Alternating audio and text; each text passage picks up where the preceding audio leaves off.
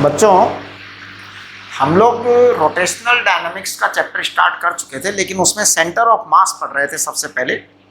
तो centre of मास में देखिए हमने जो है काफ़ी सारी चीज़ें कर ली थी। ये डू योर सेल्फ के क्वेश्चन नंबर 1 से लेकर 8 तक मैं सॉल्व कर देता हूँ आज आपके, है ना। फिर कल हम comparison between the translatory and rotatory motion करेंगे। फिलहाल आप देखो एक एक सवाल कर दे रहा हूँ मैं, डू योर सेल्फ का क्वेश्चन नंबर 1 से लेकर 8 तक, राइट। तो देखो सबसे पहले question number 1, formula chart do your self.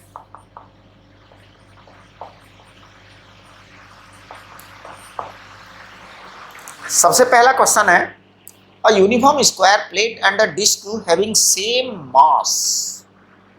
अच्छा, मास सेम है दोनों का। A uniform square plate and a disc having same mass per unit area. अच्छा सॉरी, सेम मास नहीं है, same mass per unit area है। Okay, same mass per unit area, इसका मतलब मास सेम नहीं है, सरफेस मास डेंसिटी सेम है। देखिए sigma is what, mass per unit area. Yes, ये थोड़ा एक बार की मैं भी थोड़ा चौंक गया था कि जैसे है ना, uniform square plate and a disc having same mass, यहाँ पे कॉमा मत लगाइए, same mass per unit area, इसका मतलब same mass per unit area है, तो सिग्मा सेम है। अब देखो स्क्वायर का मास बता रहा हूं मैं, मास of square, mass of square है सिग्मा इंटू ए स्क्वायर। इसकी साइड कितनी है, ए है, करेक्ट। और वो जो प्लेट है, डिस्क जो है, disc, locate the position side of the length, diameter of the disc. अच्छा, डायमीटर ऑफ द डिस्क बराबर है, तो देखो अब देखो mass of the disc, mass of the disc is sigma into pi r square.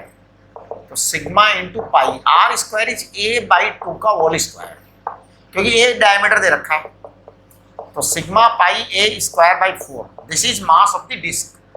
आप इस बात को समझिए, sigma is mass per unit area, that is square, and this is this, correct. Now अपने को सेंटर ऑफ मास चाहिए with respect to square, centre of square. तो देखो मैं एक काम करता हूं, यहां पर आप स्क्वायर ले लीजिए, this is centre of the square. What is this distance, this distance यहां से लेके यहां तक का a बाई 2। इसके बाद में फिर एक डिस्क बनाइए यहां पर, डिस्क का ये पूरा का पूरा जो है ना, डिस्क मेरे को अच्छे से बनाना नहीं आया, ये ले लो अच्छे से बना दीजिए, ठीक है। अब तो अच्छा हो गया। अब ये ए पूरा है, तो इसका सेंटर कितना होगा, a बाई 2, a बाई 2। अगर मैं इसको ओरिजिन मानूं, जैसा कि इन्होंने कहा है ना, उन्होंने कहा है सेंटर ऑफ द स्क्वायर, तो आप इसको ओरिजिन मानिए। तो this is x equal to 0, तो यहाँ पर ये a बाई 2 और यहाँ पर ये a बाई 2, तो x इक्वल टू a हो जाएगा यहाँ। अब देखिए x सेंटर ऑफ मास क्या होता है, x सेंटर ऑफ मास होता है m1 x1 plus m2 x2 upon m1 plus m2। तो x सेंटर ऑफ मास आएगा, m1 is mass of square, m1 is mass of square, तो sigma into a square, x1 है 0 plus m2 है mass of disc, तो sigma pi a square by 4 into disc है a distance है disc का। चलो अब sigma into a square plus sigma into pi a square by 4, m1 plus m2। अब आप कैलकुलेशन करो, तो देखो मैं बता रहा हूं, मैं ए से ए उड़ा रहा हूं। अच्छा ये तो 0 ही है, खैर ए से ए उड़ा रहा हूं और सिग्मा से सिग्मा उड़ा रहा हूं, ठीक है जी। अच्छा ये तो आंसर आ भी गया, ए स्क्वायर से ए स्क्वायर उड़ा दो, 4 से 4 उड़ा दो, जरा देखना, ये pi upon 4 plus pi into A, this is the answer, pi upon 4 plus pi into A. Yes yes, this is the answer. ये आपका क्या आया जो है ना, उसका क्वेश्चन नंबर 1 का आंसर आ गया। अब चलिए आप क्वेश्चन नंबर 2 देखिए। Question number 2, find the acceleration of centre of mass of the system above. देखिए एक काम करेंगे हम, इस क्वेश्चन नंबर 2 में हम पहले अलग अलग एक्सीलरेशन निकालेंगे दोनों की, 2 किलोग्राम वाले की निकालेंगे और 3 किलोग्राम वाले की निकालेंगे। वैसे एक्सीलरेशन तो दोनों की सेम ही आएगी, तो देखो सबसे पहले मैं 2 किलोग्राम वाला जो है ना उसका फ्री बॉडी डायग्राम लिख रहा हूँ। हाँ 2 किलोग्राम, 2 किलोग्राम वाले की इक्वेशन लिख रहा हूँ मैं, आप देखना जरा। 2 किलोग्राम वाले की इक्वेशन होगी 2g माइनस टी बराबर 2a। क्वेश्चन नंबर 1, ये इक्वेशन नंबर 1 आ गई करेक्ट। 2g माइनस टी बराबर a। अब 3 वाले की लिख रहा हूँ मैं, 3 वाले की लिखूंगा मैं t minus mu mg। Mu mg कितना है यहाँ पे 3 इंटू जी है शायद उसका, 3 इंटू जी है, 3 किलोग्राम है ना वो, तो इट इज इक्वल टू आएगा 3 इंटू ए, ये आपका 2 आ गया। तो एक काम करते हैं हम दोनों को जोड़ देते हैं, एक बार जोड़ दो दोनों को। तो 2 इंटू जी माइनस म्यू 0.5 है शायद, हाँ म्यू 0.5 है, तो 0.5 into 3g it is equal to 5a। तो कितना आ गया 1.5 और ये 2g, तो 0.5g आएगा और ये a आ जाएगा करेक्ट, 5a आ जाएगा। तो a इक्वल टू 1 आ गया साहब, a equal to 1 metre per second आ गया, दोनों के लिए आएगा ये, यही a दोनों के लिए आएगा, a1 बराबर a2 आएगा।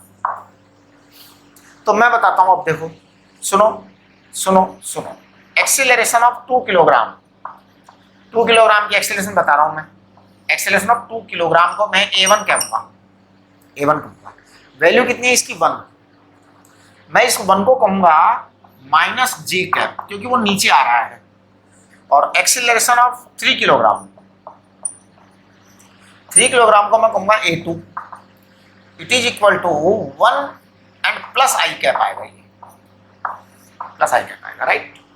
अब हम आगे बढ़ते हैं, अब हम आगे बढ़ते हैं। तो एक्सीलरेशन ऑफ सेंटर ऑफ मास, ये आएगा m1a1 plus m2a2 m1 plus m2, acceleration of centre of mass m1a1 plus m2a2 और m1 प्लस m2। तो जरा m1a1 बताना।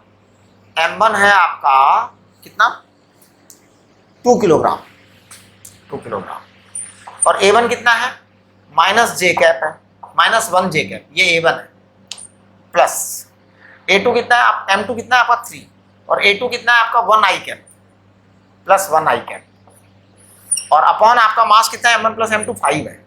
आप इसको लिख दीजिए 3/5 प्लस आई कैप आएगा और माइनस 2/5 जे कैप आएगा। ये आपका ए सेंटर ऑफ मास आ गया। ये आपका क्वेश्चन नंबर 2 आ गया, चेक करिए। अब हम क्वेश्चन नंबर 3 की बात करेंगे, है ना। क्वेश्चन नंबर 3 देखो आप, एक मिनट जरा, यस प्लीज। क्वेश्चन नंबर 3 देखिए। तो क्वेश्चन नंबर 3 जो है ना, इसको देखो आप जरा।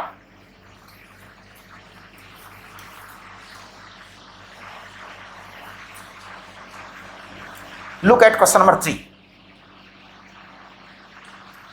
3 में एक्चुअल में क्या है, ये 2 पार्टिकल्स हैं शायद, है ना। तो 3 में 2 पार्टिकल्स हैं, एक 5 का और एक 3 का। तो देखो पढ़ो जरा।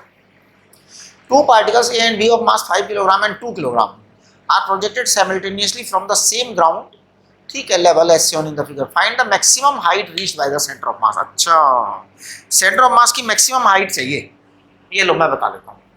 maximum height of center of mass, इसका मतलब ये हुआ कि we will consider only the vertical velocity, only the vertical velocity, और हम कुछ कंसिडर करेंगे ही नहीं, क्योंकि हमें हाइट की बात करनी है। हाइट की बात, हाइट जो अचीव होती है ना बेटा, हाइट जो भी अटेन होती है वो केवल वर्टिकल वेलोसिटी के कारण होती है। हाइट किसके कारण अटेन होती है, वर्टिकल वेलोसिटी के कारण। तो बस हम वर्टिकल की बात करेंगे। यहाँ पर आपको दे रखा है 30 डिग्री इधर, 30 डिग्री इधर, एक दे रखा है 5 किलोग्राम, एक दे रखा है 2 किलोग्राम, है ना। क्वेश्चन नंबर 3 सॉल्व कर रहा हूँ। क्वेश्चन नंबर 3 सॉरी, देखिए ये ग्राउंड है, यहाँ से एक 5 किलोग्राम है, इसका एंगल 30 है, यहाँ से एक 2 किलोग्राम है, इसका एंगल भी 30 है, करेक्ट। अब देखिए आप,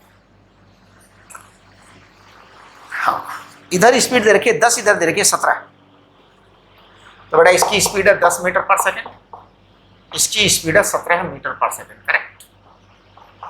एक काम करो आप, ये 10 है ना और ये एंगल 30 है, तो आप इसका हॉरिजॉन्टल कंपोनेंट निकाल लो, इसका वर्टिकल कंपोनेंट निकालो। हमें वर्टिकल से मतलब है, हॉरिजॉन्टल से मतलब ही नहीं है। ये 17 है तो इसका भी हॉरिजॉन्टल वर्टिकल निकाल लो। हॉरिजॉन्टल का हमें कुछ करना ही नहीं है तो अपन दिमाग क्यों लगाएं, तो मैं केवल वर्टिकल पर दिमाग लगाता हूँ। ये 30 डिग्री एंगल है तो ये आएगा 10 sin 30, ये 17 sin 30 आएगा। केवल वर्टिकल कंपोनेंट निकाल रहे हैं, 10 और 17 दे रखा है तो ये 10 sin 30, ये सर 10 30 डिग्री। तो मैं एक काम कर रहा हूँ, वेलोसिटी ऑफ सेंटर ऑफ मास निकाल रहा हूँ। वेलोसिटी ऑफ सेंटर ऑफ मास है m1 v1 plus m2 v2 upon m1 plus m2। ये आपको पढ़ाया था बेटा। अब देखो m1 आपका था 5, v1 आपका हो गया 10 sin 30, 10 sin 30 को लिखेंगे 1/2 तो 5 आ जाएगा, है ना। तो इसका मतलब 5 प्लस m2 आपका है 2। अब है v2 17 sin 30 लिखो, sin 30 1/2 तो 8.5 आएगा, है ना, 8.5 अपॉन। अब आप दोनों को जोड़ दो जरा, m1 प्लस m2 को जोड़ो जल्दी से। 5 और 2 7, 5 प्लस 2 7 हो गए, है ना। अब एक बार कैलकुलेशन करना आप जरा वेलोसिटी ऑफ सेंटर ऑफ मास की। 25 प्लस 17 अपॉन 7, 25 अपॉन 17 प्लस 7 तो ये आ जाएगा 42 अपॉन 7, यानी 6 metre per second velocity of centre of mass आ गया, करेक्ट। देखो जी, हाईएस्ट पॉइंट पर वेलोसिटी 0 हो जाती है। ये आपकी इनिशियल वेलोसिटी है, initial velocity of centre of mass जिस समय ग्राउंड से फेंका है। Initial velocity of centre of mass, correct. अब देखो आप v स्क्वायर बराबर आएगा u square plus 2gh minus 2gh, minus 2gh का v स्क्वायर बराबर u स्क्वायर माइनस 2ash। कितना ऊपर जाएगा, हाईएस्ट पोजीशन चाहिए, v0 आएगा साहब हाईएस्ट पोजीशन पर। u आपका दे रखा है 6 का स्क्वायर। इन्होंने सेंटर ऑफ मास की हाइट पूछी है इसलिए ऐसे किया है हमने। हाँ, अब देखो h, ये आ जाएगा 20h बराबर 36, तो h बराबर आ जाएगा 3.6 अपॉन 2, 1.8 मीटर आ जाएगा। ये आपका क्वेश्चन नंबर 3 हो गया। ये यस 1.8 ही दे रखा है इन्होंने, ठीक है। अब देखिए क्वेश्चन नंबर 4, 5, 6 करेंगे अपन, 1 मिनट जरा। हाँ जी, अब देखिए क्वेश्चन नंबर 4। क्वेश्चन नंबर 4 है, a body is projected from the ground for horizontal range r, यानी बॉडी को ऐसा प्रोजेक्ट किया गया कि हॉरिजॉन्टल रेंज r कवर होती है। At the highest point of its part it breaks up into 2 identical parts. ये सवाल मैं करवा चुका है ना, हाँ ये मैं करवा चुका हूँ। First part, if a comes to rest then find the horizontal distance of the point from the point of projection where b lands on the ground, right? If a retraces its parts then find, तो 2r आएगा, right? Finally a falls at a distance r/4 from the point of projection, ठीक है, then where will b fall? अच्छा, तो ये तो बड़ा आसान सवाल है। देखो फोर्थ वाला क्या है, ये मैं करवा चुका वैसे आपको, मैं एक बार बता देता हूँ आपको, तीनों सीन बता देता हूँ। इन्होंने ऐसे कह रखा है कि ये ग्राउंड है, अगर एक बम को फेंका है, एक बॉम्ब को फेंका है और बॉम्ब अगर एक्सप्लोड नहीं होता है तो r हॉरिजॉन्टल रेंज होती है, r हॉरिजॉन्टल रेंज होती है अगर बॉम्ब एक्सप्लोड नहीं होता है तो। अब इन्होंने 3 सिचुएशन खड़ी की है। एक तो बॉम्ब के 2 टुकड़े हुए सबसे हाईएस्ट पॉइंट पर, यहाँ पे 2 टुकड़े हुए और 2 टुकड़े होकर के एक टुकड़ा सीधा नीचे गिर जाता है, यहाँ गिर जाता है, तो अगला टुकड़ा बेटा यहाँ जाएगा, यहाँ से r/2 डिस्टेंस पे जाएगा। अब यहाँ से डिस्टेंस r/2 हुई, इसका मतलब वहां से डिस्टेंस कितनी हुई स्टार्ट से, 3r/2 हुई। देखो यही आपका आंसर है, ये आपको मैंने पढ़ाया था पिछले लेक्चर में, है ना। ये एक्चुअल में हमें सेंटर ऑफ मास हर हालत में यही चाहिए, चाहे कुछ भी हो, चाहे कुछ भी हो, सेंटर ऑफ मास तो यही होगा हर हालत में। हाँ चलिए अब देखो, दूसरा इन्होंने कहा कि अगर ये जो आधा टुकड़ा हुआ ना, ये अपना पाथ रिट्रेस करता है, यानी यहाँ आके गिर जाता है आधा टुकड़ा, तो भैया अब इसको है ना ऐसा करो, यहां से वहां पहुंचाओ जिससे ये डिस्टेंस r होए। अगर ये आधा आधा हुआ, ये डिस्टेंस r हुई, तो बताओ क्या होगा, ये डिस्टेंस r हो गई, आधे आधे मास हुए ना, दोनों आर आर हो गए, तो फिर सेंटर ऑफ मास यहाँ आ जाएगा। इसका मतलब वो टोटल डिस्टेंस कितनी हो जाएगी वहां से लेके वहां तक, 2r हो जाएगी। ये आपका पहला काम, मतलब अगला काम हो गया, इसमें ज्यादा दिमाग लगाने की जरूरत नहीं है। इसके बाद अगला ये कह रहे हैं कि एक टुकड़ा ऐसा है जो r/4 पर गिरता है। तो देखो जी, कुछ भी हो, चाहे जो जहां भी गिरे, लेकिन सेंटर ऑफ मास तो यही आना चाहिए, चाहे जो भी हो। आपका कंसेप्ट क्या है सेंटर ऑफ मास का? सेंटर ऑफ मास का कंसेप्ट है m1x1 plus m2x2 upon m1 plus m2। ये सेंटर ऑफ मास का कंसेप्ट है। हमारा सेंटर ऑफ मास यहां से हर हालत में यहां होना चाहिए, यानी x सेंटर ऑफ मास की जगह आप लिखिए r बराबर, अब m1 को लिखो m/2, x को इन्होंने r/4 बोला है इस वाले पर्टिकुलर केस में, थर्ड वाले केस में। ये मैं थर्ड वाला सॉल्व कर रहा हूं, है ना। और m/2, x दे रखा है आपको पता नहीं, x2 पता नहीं है, और ये दे रखा है m/2 प्लस m/2। बस ठीक है, तो ये तो काम हो गया। अब देखो आप जरा चेक करो, m/2 ये सब तो कैंसिल हो जाएगा, तो कुछ भी नहीं बचेगा, यहाँ पे तो 1 आ जाएगा, है ना। हाँ, वहां भी वही आएगा, ठीक है जी। देखो तो ये अब आपके r बराबर आएगा, यहाँ पे 2r लिख दो, है ना, 2r लिख दो, यहाँ पे लिख दो r/4 plus x2, r/4 plus x2, correct.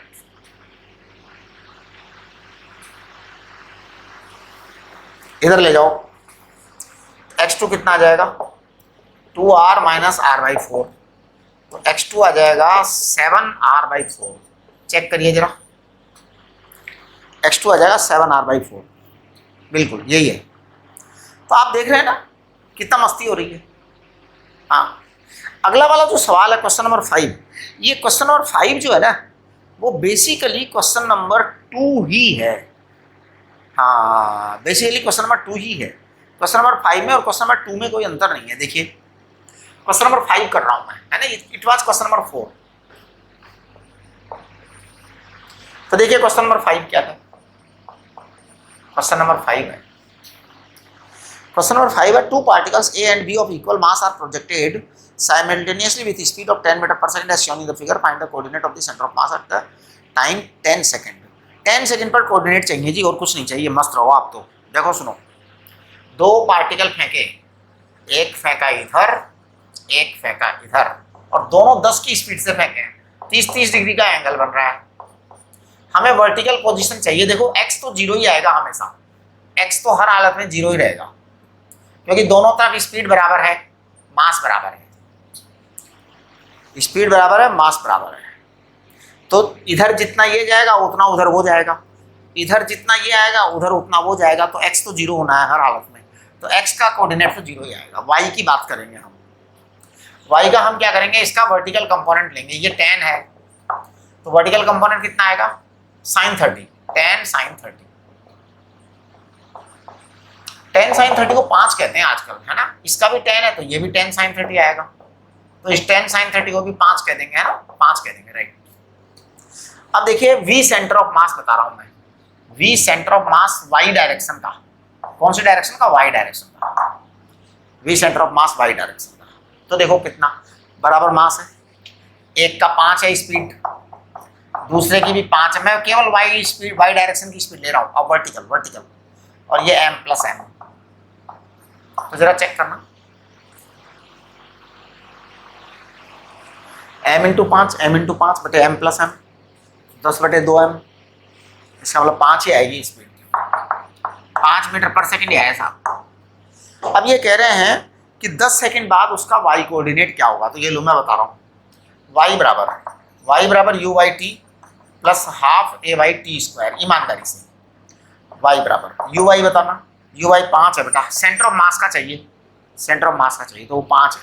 t बताओ, t बराबर 10 है, प्लस हाफ, a की जगह -10 लिखो और t की जगह 10 लिखो, 10 का स्क्वायर 100 होता है आजकल शायद, है ना, हाँ 10 का स्क्वायर 100 होता है आजकल। तो ये आ गया 50 और ये आ गया -500, इसका मतलब y बराबर -450 आ रहा है। देखना जरा, x coordinate 0 and y coordinate -450, correct, बिल्कुल सही।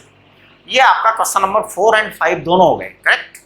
अब हम क्वेश्चन नंबर 6 करेंगे और 6 के बाद में 7 भी करेंगे, 7 के बाद 8 भी करेंगे, ठीक है ना। 1 मिनट, चलिए जी क्वेश्चन नंबर 6 देखो। क्वेश्चन नंबर 6 में है a man of mass 50 kilogram is standing on a horizontal platform of 100 kilogram resting on a horizontal frictionless floor, यानी कि जो प्लैंक है ना प्लेटफॉर्म, वो उसके नीचे फ्रिक्शन 0 है। If the man walks to the other end of the platform, 15 metre लंबाई दे रखी है प्लेटफॉर्म की, ठीक है जी। Displacement of man with respect to floor, displacement of platform with respect to floor, ठीक है जी। इधर देखो, ये आपका क्वेश्चन नंबर 6 है, जरा मैं डायग्राम बना देता हूँ एक बार। ये जमीन है ना, ये स्मूथ है, एकदम स्मूथ है। ये आपका प्लेटफॉर्म है। एक बात कंफर्म है, ये प्लेटफॉर्म 15 मीटर लंबा दे रखा है बेटा, डायग्राम में देखो 15 मीटर लिख रखा है ना। हाँ, यहाँ पे 50 किलोग्राम का जीव है। क्या है? 50 किलोग्राम का जीव है, आदमी है 50 किलोग्राम का। ये जो प्लेटफॉर्म है ये 100 किलोग्राम का है, लेकिन यहां पर स्मूथ है, स्मूथ। अब आदमी चलता है उधर तो प्लेटफॉर्म चलेगा इधर, ये ध्यान रखना। जब आदमी इधर आएगा ना तो प्लेटफॉर्म इधर आएगा पक्का, गारंटी से। उल्टा आएगा, action reaction, Newton third law लगेगा। चलो अब हम कहते हैं ये 15 मीटर चला, तो मैं पता है क्या बोलूंगा? मैं बोलूंगा displacement of man with respect to platform. ध्यान देना, displacement of man with respect to platform. With respect to platform का मतलब होता है ऑन दी प्लेटफॉर्म, तो ये है +15। आदमी 15 मीटर चला प्लेटफॉर्म पर, राइट। इसको मैं कहूंगा displacement of man with respect to platform, यानी displacement of man minus displacement of platform, correct. तो मैं बोलूंगा displacement of man it is equal to 15 है प्लस डिस्प्लेसमेंट ऑफ प्लेटफॉर्म। तो डिस्प्लेसमेंट ऑफ मैन आ गया करेक्ट, बिल्कुल सही, एकदम करेक्ट, एकदम सही बात। अब देखो, अब हम पता है क्या कहेंगे? हम कहेंगे m1x1 इक्वल टू m2x2। ये हमारा सेंटर ऑफ मास का कंसेप्ट है कि सेंटर ऑफ मास कभी नहीं बदलेगा, क्योंकि एक्सटर्नल फोर्स नहीं है, एक्सटर्नल फोर्स नहीं है। जो कुछ है ना बीच में है, आदमी और प्लेटफॉर्म के बीच की बात है आपस की। तो क्या होगा? आदमी इधर गया तो प्लेटफॉर्म उधर चला जाएगा। सवाल उठता है आदमी उधर गया तो प्लेटफॉर्म उधर क्यों गया? क्योंकि भैया इधर कुछ मास गया, कुछ मास उधर गया, कुछ मास उधर गया, तो भैया कुछ मास इधर भी चला जाए, जिससे सेटलमेंट हो जाए, सेंटर ऑफ मास सेम रह जाए। तो m1x1 बराबर m2x2। अब एक काम करो, m1 बताओ। m1 50 है, m1 50 है। इसका डिस्प्लेसमेंट कितना है? इसका डिस्प्लेसमेंट है 15 प्लस s।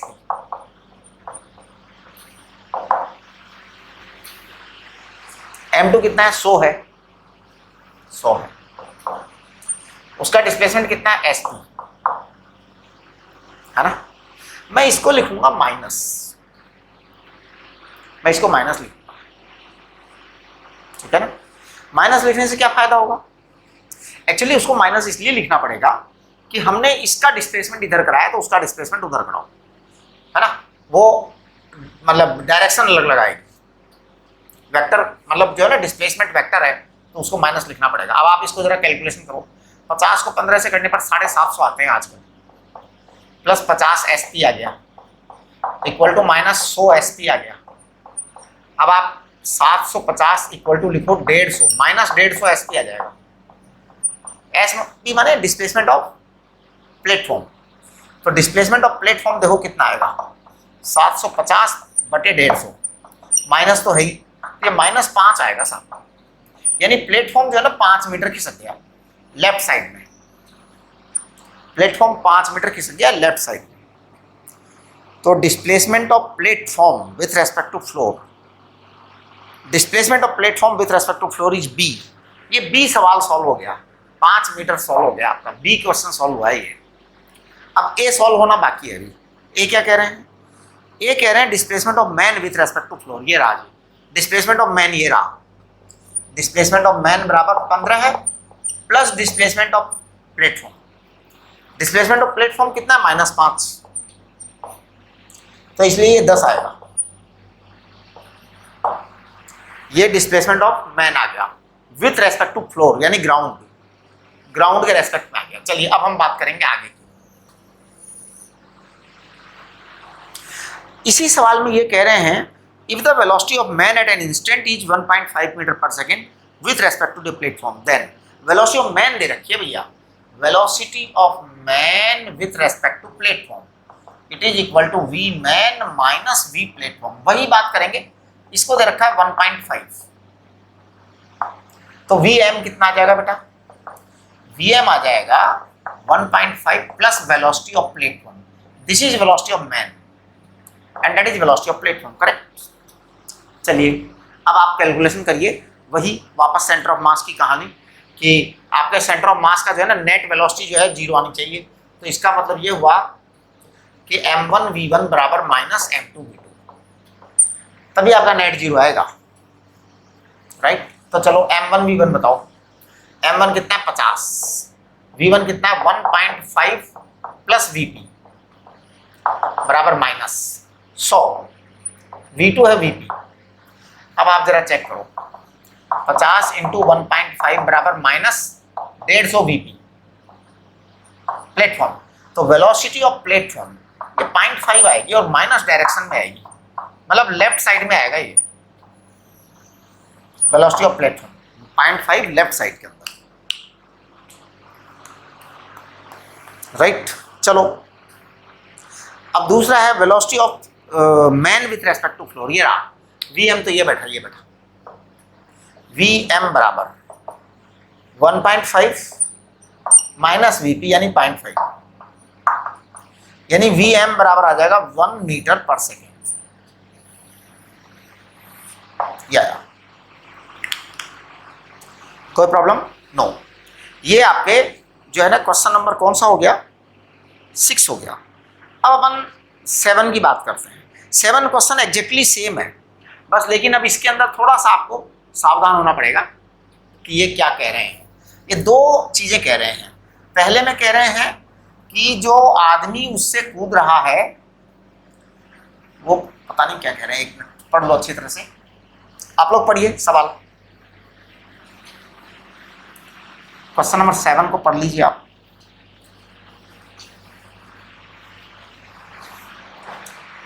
देखो जी,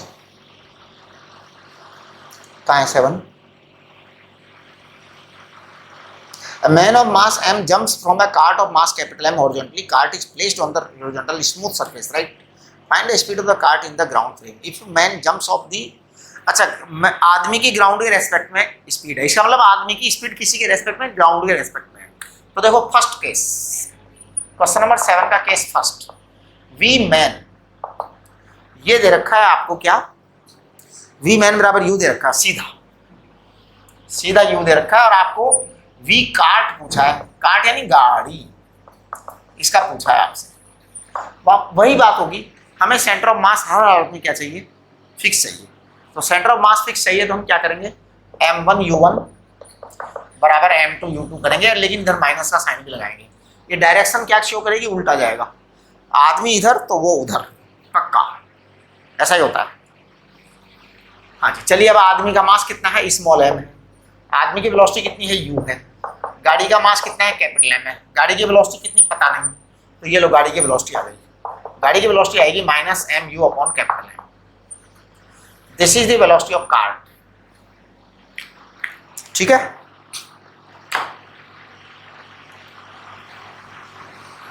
चलो आगे, man jumps off with speed u with respect to car. अच्छा अब की बार में जो है ना इन्होंने बदल दिया, अब की बार इन्होंने बदल दिया। इन्होंने पता है क्या कहा है सेकंड केस में?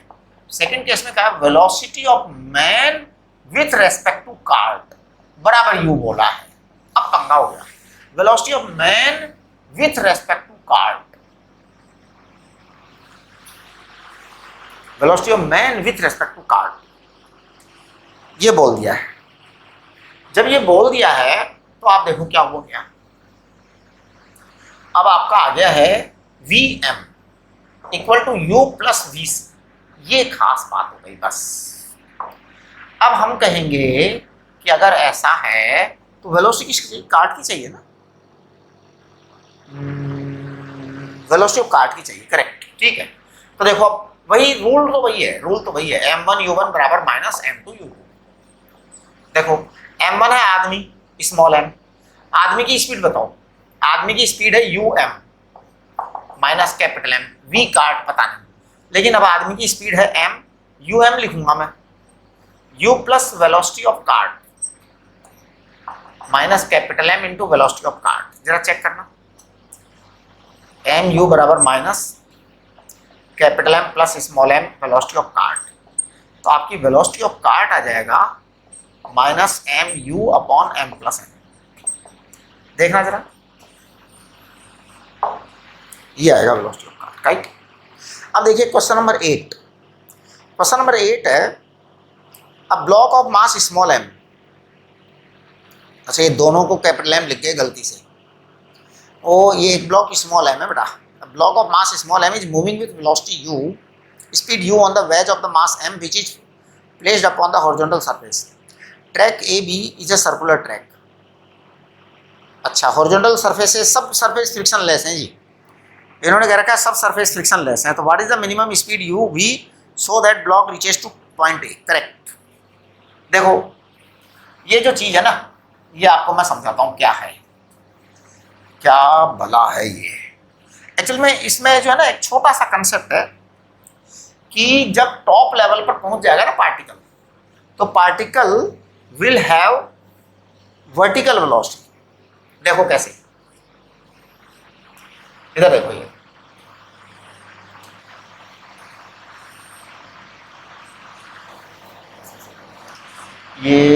यहां पे आपका सर्कल बन रहा है बेटा, फिर ये इस तरह से हो गया, करेक्ट।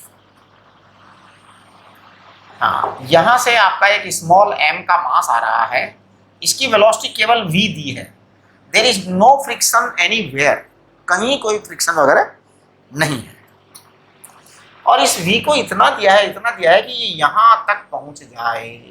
इसका मतलब यहां तक जब ये पहुंचेगा तो अब ये केवल ऊपर जा रहा होगा, लेकिन ये उससे कांटेक्ट नहीं छोड़ेगा, किससे, सरफेस से। तो देखो सबसे पहले मैं काम करूंगा नंबर 1 का, इसका मास कैपिटल है ना, तो मैं कहूंगा conservation of linear momentum, conservation of linear momentum, क्योंकि लीनियर मोमेंटम फैल नहीं होगा कहीं भी। क्यों नहीं फैल होगा, क्योंकि इसके अंदर जो है आपका कोई फोर्स वगैरह नहीं लग रहा, there is no external force. अच्छा यहां पर जाकर के ये पार्टिकल क्या हो गया है, अब ऊपर और नहीं जा पाएगा, ऐसा हमको अरेंजमेंट करना है। मतलब ये यहाँ पहुंचने तक इसके अंदर हॉरिजॉन्टल वर्टिकल वेलोसिटी रही, लेकिन फिर बाद में 0 हो गई, तो यहाँ पे आकर के रेस्ट पे आना है इस पार्टिकल।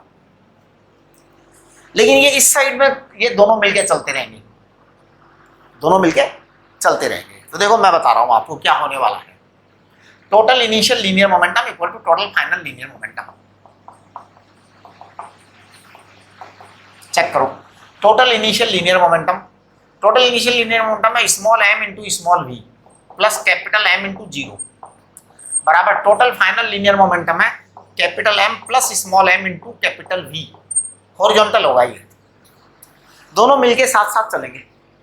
वो है ना आगे जाना बंद कर देगा, यहां से तो ये दौड़ेगा, लेकिन यहां से फिर और ऊपर नहीं जाएगा, क्योंकि यहां तक जाने की कंडीशन है, केवल यहीं तक ले जाना है आपको। आप सवाल पढ़िए, उछालना नहीं है उसको ऊपर, उसको ऊपर उछालना मना है।